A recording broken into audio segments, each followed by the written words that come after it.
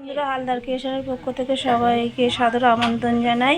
এই যে এটা কাতলা মাছ আমি ভেজে রেখেছি, তো কাতলা মাছের রসা বানাবো। তো আপনারা দেখতে থাকুন। কাতলা মাছটা তো ভেজে নিয়েছি, তো এবার এই যে মাছের তেলের মধ্যে তেজপাতা দিয়ে দিলাম কিছুটা। তো এখন এর মধ্যে কিছুটা পেঁয়াজ কুচি আর টমেটো কুচি দিয়ে দেবো।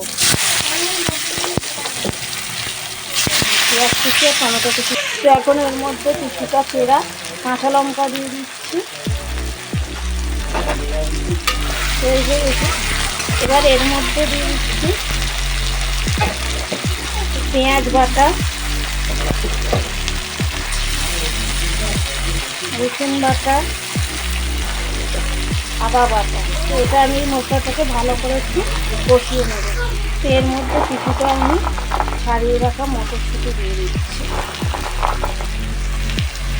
তো মশলাটা ভালো করে কষানো হয়ে গেছে। এবার এর মধ্যে একটু হলুদ গুঁড়ো আর একটু লঙ্কা গুঁড়ি, অল্প করে লঙ্কা গুঁড়ি দিলাম, কারণ কাঁচা লঙ্কা দিয়েছি। ঝালটা আপনারা পরিমাণ মতো বুঝে দেবেন। তো এখন এই মশলাটাকে ভালো করে একটু কষিয়ে নেব। তো এই যে মশলাটা ভালো করে কষানো হয়ে গেছে, তো এর মধ্যে একটু নুন আর চিনি দিয়ে দিলাম। আর এই যে কিছুটা টক দই রেখেছি, তো সেই টক দইটা এর মধ্যে দিয়ে দিলাম। দিয়ে একটু মশলাটাকে ভালো করে কষিয়ে নেব। এই দেখুন মশলাটা ভালো করে কষানো হয়ে গেছে। তো কালারটা দেখছেন কত সুন্দর এসেছে। তো এর মধ্যে এবার এই যে একটু জল দিয়ে দিচ্ছি। দই বাটিটা ধুয়ে জল দিয়ে দিলাম। তার একটু পরিমাণ মতো জল দেব।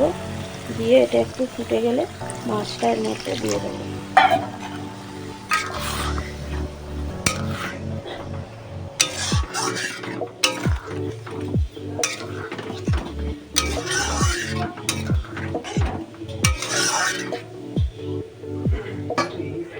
এই যে গ্রেভিটা ফুটতে শুরু করেছে, তো এর মধ্যে এখন আমি ভেজে রাখা মাছগুলি দিয়ে দেবো।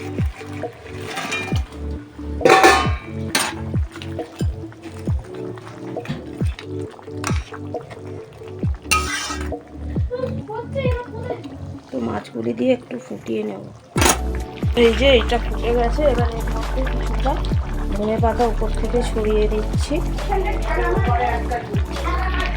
মাছটা ফুটে রেডি হয়ে গেছে। এবার ওপর থেকে আমি একটু জিরে গুঁড়ো আর গরম মশলা গুঁড়িয়ে রেখে সেটা দিয়ে দিলাম। ভেজে কাঠখোলায় ভেজে ধুয়ে রেখেছিলাম। তো এবার এটা আমি নামিয়ে নেব। তো এই যে কাতলা মাছের রসা রেডি হয়ে গেছে, একদম ধোঁয়া উঠছে। রাইসের সাথে পোলাওয়ের সাথে দারুণ লাগবে, জমে যাবে।